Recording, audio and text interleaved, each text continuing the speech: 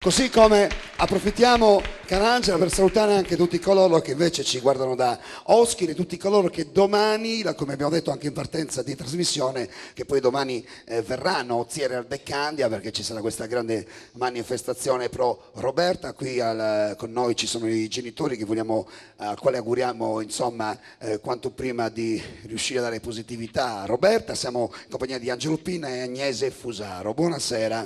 Buonasera a tutti quanti.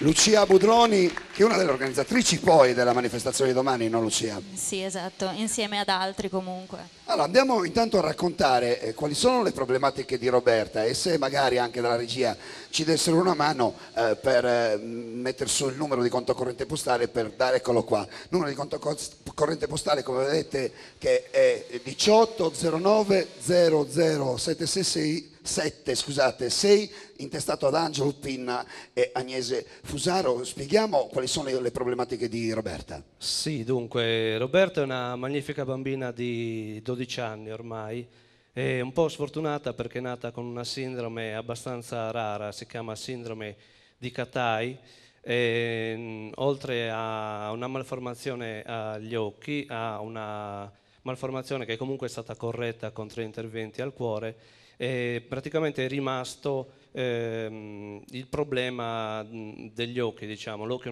non è formato nel suo, come si può dire, come noi normalmente siamo abituati a vederli, ecco. Ultimamente ci hanno dato una speranza, per così dire, perché purtroppo questa malattia che lei ha è degenerativa. Ecco, questa speranza ce l'hanno data a Boston però.